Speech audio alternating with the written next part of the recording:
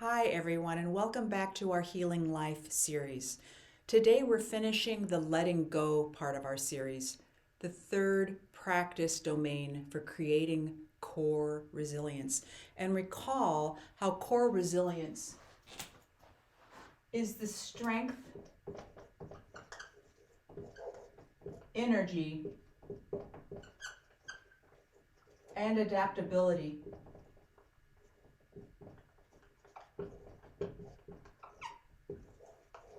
we must have to create the equilibrium of good health. It's what we need to heal, to make life worth living, and to unleash all our possibilities. Most recently, we've explored how to let go of some of the most ubiquitous of our destructive exposures, like toxins and irritants, negative energy and distraction, and disempowering stories, aspects of all our lives that need our conscious scrutiny and action as we create space for our healing.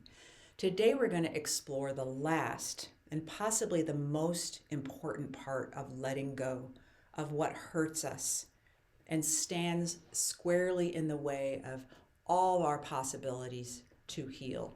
And that is trauma, or unresolved trauma. And we're going to look at trauma in a way that has been, in many respects, quite novel for me and revolutionary in terms of how directly each and every one of us can access and heal it through deep presence, attunement, and compassion. I used to think trauma was something that happened to others, those with real trauma, like surviving genocide or war, or severe forms of abuse, neglect, or violent crimes. But I've since learned how this couldn't be further from the truth. Not only are those not the only sources of serious trauma that people live with, those events don't always result in trauma per se. Suffering, yes, but not necessarily trauma. And what do I mean by that? The event that leads to the trauma does not predict the level of trauma experienced by the person. In fact, trauma isn't the event itself, it's what happens inside the person in the aftermath of the event. My teacher, Gabor Mate, an internationally recognized trauma expert, and other experts on trauma, have brought to light how trauma is not the wounding event itself. It's how one experiences it, and most importantly, it's how one, in the aftermath of a potentially traumatizing event, is held and attuned to as they navigate the events, whatever they are. So if a terrible thing happens to us and we're able to tell someone we trust, and that someone is capable of completely attuning to us and holds us in total safety with compassion and stays with us through the emotional and biological aftermath, allowing us to experience all the feelings and sensations fully while mirroring back to us our truth and lovability and our safety, then we heal. We may suffer greatly, don't get me wrong, but we don't carry the trauma forward into our lives, no matter how terrible it was. But if a terrible thing happens to us and we don't have someone we trust to tell, and we aren't held with deep attunement and safety and compassion, and our truth is not mirrored back to us, we may disconnect from ourselves, not release the trauma, become neurologically and emotionally dysregulated and easily vulnerable to triggering events that take us back to that original experience of isolation over and over again. And notice I say isolation, because in fact the real trauma is being isolated when we most need to be held. And in that same vein, trauma is also what happens to young children who, for all kinds of reasons, are not emotionally held and attuned to by their caregivers. This attunement, or deep connection and mirroring back the child's most beautiful essence, is a primary need for all small children. They can't survive without it. So when children are not attuned to, when they are not held in safety and connection, the adaptive, survival-oriented response of the child is to form a belief that they themselves are the weak link, not their parents or caregivers. So they, the child, are unlovable. They are defective. And to believe otherwise, to acknowledge their parents' inability to connect to them, would be unsurvivable for young children. So this trauma, without the need for outside catastrophic events, is carried into life and can have deeply painful consequences that many of us know well.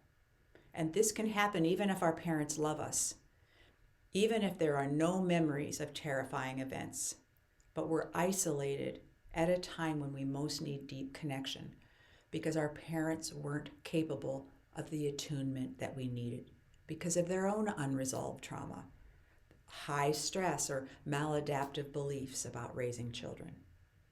So then going forward into our lives, our unresolved trauma is further complicated by all the life experiences that remind us of the original isolation and aloneness, or by events that further activate an already ramped up stress or trauma biology. And this is mediated automatically by our nervous systems, our brains and autonomic nervous system, and all of our survival biology. The chaos in the world all around us does not favor emotional and nervous system regulation, especially if we're already in a trauma-induced activated state. It just makes things worse. So throw in a global pandemic or the many struggles of our country, our people, our world, and things can get pretty chaotic, and we see this all around us. So trauma biology and the dysregulated emotions of trauma don't just get in the way of healing. This biology leads directly to unsustainable equilibria of pain, suffering, and illness. Trauma is the most insidious and important roadblock to creating the core resilience that we need to heal our lives. And this is why reckoning with our trauma is such a critical part of the letting go that we have to reach a biological and emotional equilibrium that leads to healing and well-being and becoming our highest light. So how does trauma get in the way of healing? How does it do this? And when I say healing, I mean healing anything: pain, suffering, anxiety, and all the forms of illness, because it's all connected, right? Everything we experience and feel happens to the body. It happens to our biology. It happens to our genetic expression. So how does trauma get in the way of healing? It creates intense biology and genetic expression of survival. And when this goes on for too long, or is continuously influenced by the internal experience of trauma or high unmitigated stress and chaos, it leads to pain, suffering, and illness. And it leads us to repetitive behaviors and lifestyle habits that are maladaptive. They assuage our pain, but they keep us stuck, like bad food, addictions, all kinds of habits that lead to self-injury. And it keeps us stuck in old coping mechanisms that may have kept us alive at one time, but no longer serves us, like self-violence, lack of self-compassion, stoicism, perfectionism, overwork, lack of rest, playing nice, never saying no. We all know a few of these, right? And we lose connection to our gut feelings. We no longer trust this critical internal compass.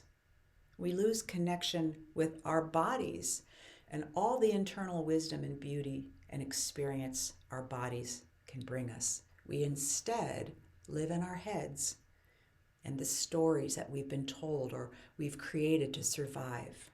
I must be good. I'm not lovable. I'm all alone. I must do it all right. I must do it all. I must be nice. I must say the right things, and so forth. So today, I'm going to teach you an incredibly simple practice to begin the process of healing trauma. which begins with reconnecting with your body, of attuning to yourself and your feelings, your truth. I want you to give yourself what you most need to heal, perhaps what you didn't get when you most needed it. Attunement, compassion, curiosity, holding your truth as you express your authentic self. If at any time during this practice you feel unsafe or it becomes too painful or overwhelming, please stop. It's important that you trust this part of you to know what's best for you and to honor it.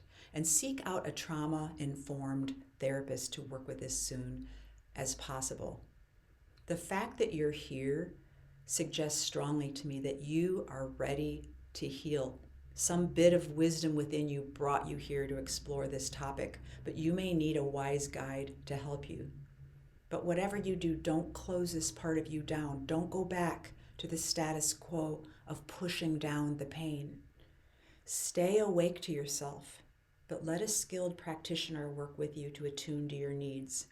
You deserve this and the chance to reconnect to yourself, to live fully in your truth and authenticity and your beauty, because that's where the path leads. And remember, if you're suffering, you're not broken. Your body is showing you where you need to heal.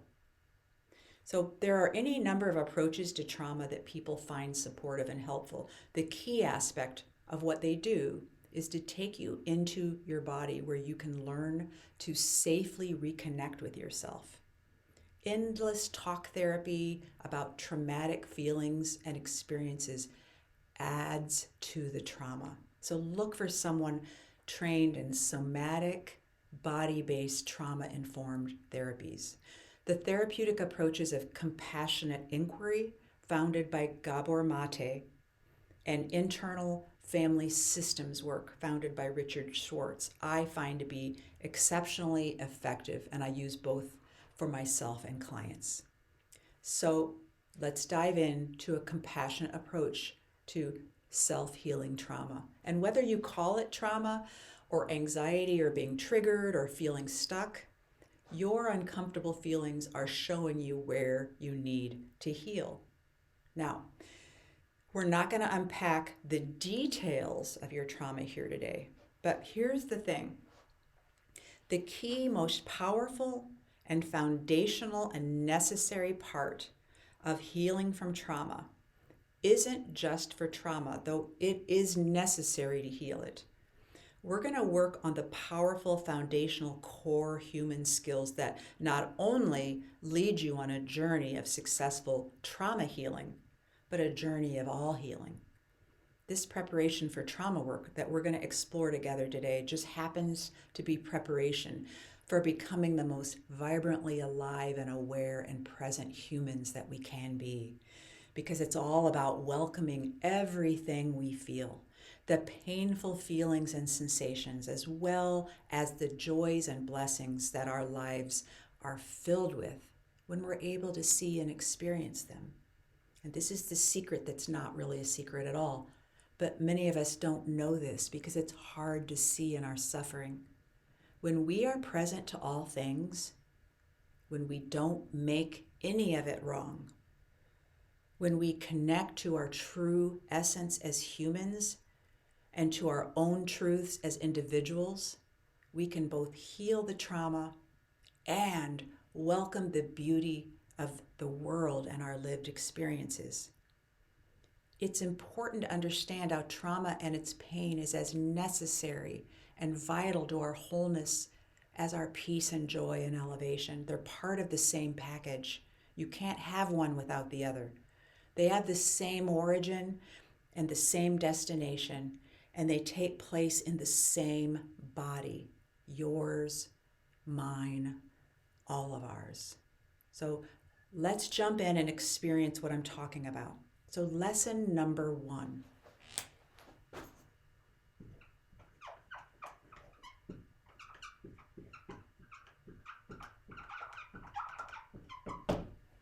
Is self-attunement. So what does that mean?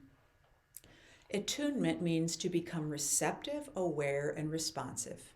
This is what we didn't receive when we were traumatized. As a result, we disconnected from ourselves. Trauma work is all about reconnecting to the self we left behind to survive. So, what must we do first to reconnect to ourselves? We have to pay attention. And how do we pay attention to ourselves? Really pay attention. We have to stop, right? We have to stop what we're doing. And we do a lot of doing when we're trying to hide from our pain, don't we? So we stop, we get quiet, we tune in, and we breathe. And what does this do? It brings us in to present time where we find ourselves, where we can become receptive and aware and responsive to ourselves. Our body's sensations, our feelings, our minds, our thoughts, us. So this is where it has to begin. Stop, get quiet, tune in, breathe. Easy peasy, right? Not always. When we are the most in pain, this simple practice can be excruciating because our true feelings can hurt so much. This practice can make us feel anxious and uncomfortable and scared, and this is perfectly normal. Welcome all your feelings as you learn to do this. Let's take a time out right now and practice. So sit or lay down. Rest your hands where they feel most comfortable, in your lap, at heart center, over your solar plexus. And take 3 full letting go breaths at any cadence or depth that feels comfortable to you. So let's do this right now together.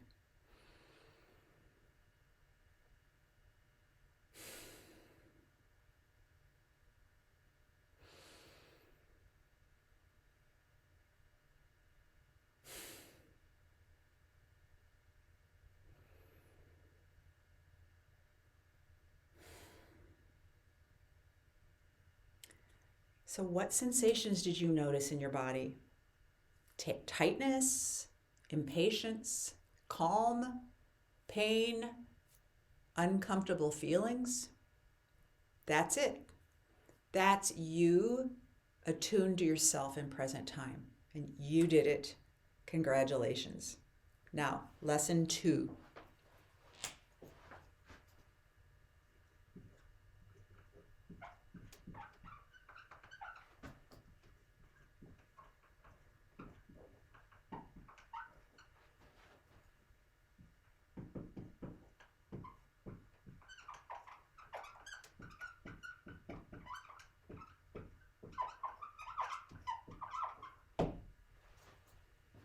Welcome everything and hold yourself in compassion and safety. From the first moment of self-attunement, of stopping, getting quiet, breathing, and landing in yourself, see if you can welcome everything you experience, no matter how uncomfortable or objectionable it seems, no matter what judgments arise. Like this: welcome. Welcome anxiety, welcome pain, welcome hurt feelings, welcome sadness, welcome impatience or irritation, welcome everything. Our objective is to create a container of safety and compassion for ourselves that acknowledges the truth that none of our internal experiences are wrong. None of our body sensations or feelings are wrong. This may seem very foreign at first because we're so practiced at making ourselves wrong, right? At self-judgment, especially for our more difficult sensations and emotions when we're in pain or suffering. So see if you can hold yourself in every single one of your feelings and sensations with compassion. Let them be 100% right about your truth, no matter how difficult they are or how much they've made you suffer. And they may no longer serve you, they may make you squirm, but at one time may have kept you safe and alive. And for this, they deserve your gratitude. So let's take a brief time out to practice. Get comfortable once again, sitting or lying down. And we'll take 3 more letting go breaths at your own pace. And let's do this together again.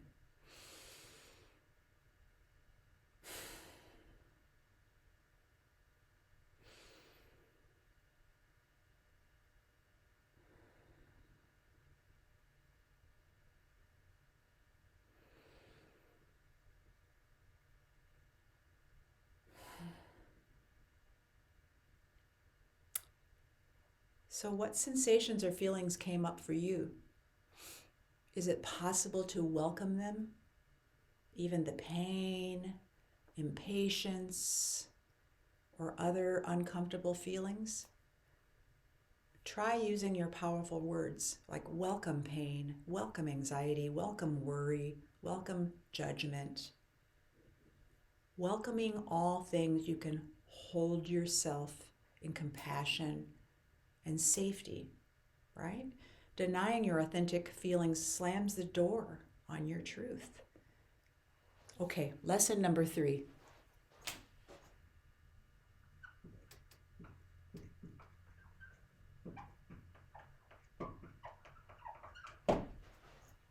Stay curious. So once we're tuned in and breathing ourselves into our bodies in present time, welcoming all our feelings and sensations, what's next? We stay curious. And what does curiosity do? Curiosity makes you your witness, because when you're curious, you're open to learning something new, not locked into the old story or judgment, right? Those stories and judgments may be there, but you and your curiosity step right over them. Curiosity creates space around everything you experience. It helps us release the old stories that keep trauma alive. Curiosity helps us discover and attune to the feeling or sensation beneath the story. So we stop, get quiet, tune in, breathe. We welcome everything. We hold ourselves in compassion and safety, and we stay curious. So let's try it. Getting comfortable once again. We're going to take 3 letting go breaths. And while you breathe, attune to what comes up for you. Welcome it all. Hold it in compassion and safety. And be curious and use your words. I'm curious.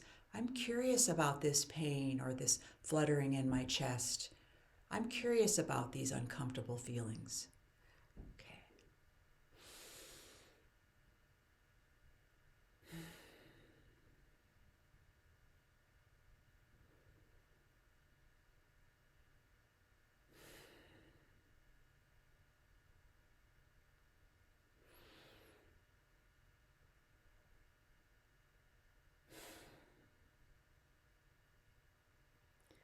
Did you notice how as soon as you activated curiosity, that there was a shift?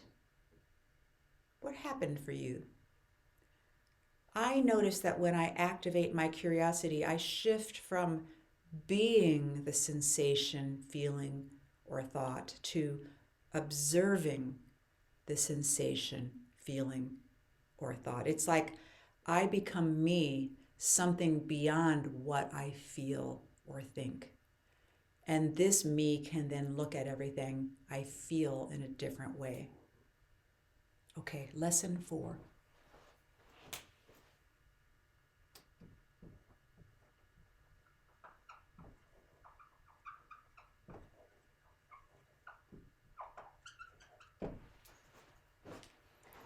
Own your feelings. So your feelings, no matter what they are 100% yours. They're not anyone else's, though it is tempting to blame someone else for how we feel sometimes, isn't it? And I know we've all done this. When we accept 100% responsibility for our own pain, suffering, discomfort, and difficult feelings, we put ourselves on the fast track to healing, because all our energy becomes diverted from the trigger to the part of us that needs to heal. it becomes repurposed for healing. Blame keeps us stuck in the past and stuck in our trauma, period. Shamans refer to this work as calling your spirits back. When we own our feelings, we call all of our precious energy back. Okay, let's practice. Jump back into your body. We're going to take 3 letting go breaths. Attune, feel, welcome it all with compassion and safety. We're going to stay curious. Breathe into all that and state your clear intention to accept full responsibility for everything that you feel. Okay.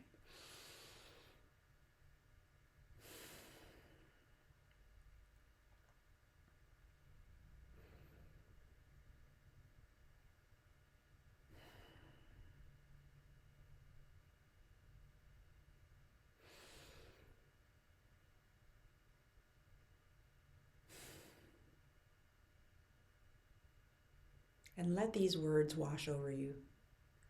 I so love my body's potential. I call all my precious energy back from the past, from those who've hurt me, from those I've handed my power to. I claim full responsibility for myself, my body, and my feelings. And from this place of strength, I heal and unleash my gorgeous potential. Okay, and lesson number 5.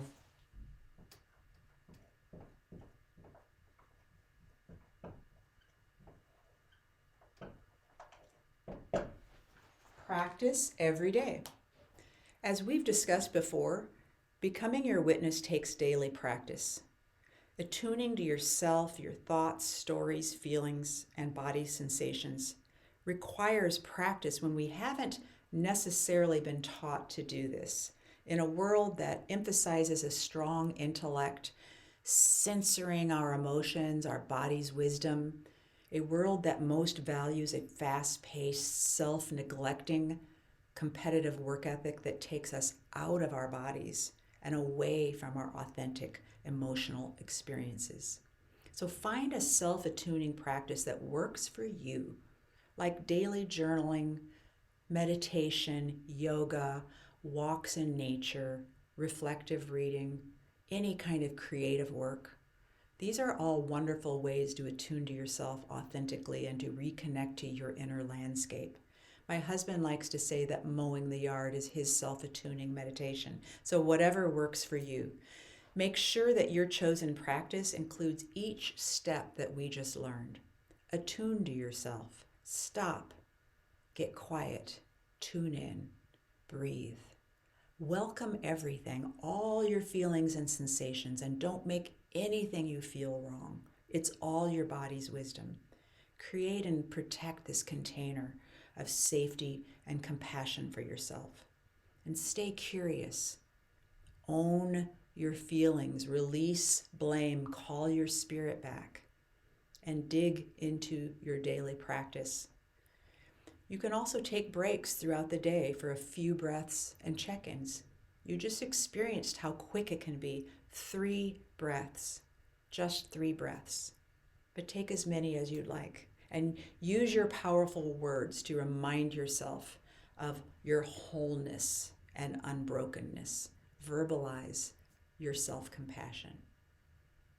So here's our wrap-up about a compassionate approach to self-healing trauma. Stop, get quiet, tune in, breathe. Welcome everything. Hold yourself in the utmost safety and compassion. Stay relentlessly curious. Own your feelings, call back your energy, and release the past. Practice every day. Okay, how was that for you? And what can I do to support you? Please leave your comments and suggestions below. Feel free to shoot me an email, and I'll see you in the next video in our Healing Life series. For now, go in self-compassion and healing. I'm so grateful for your presence. Thank you for joining me today.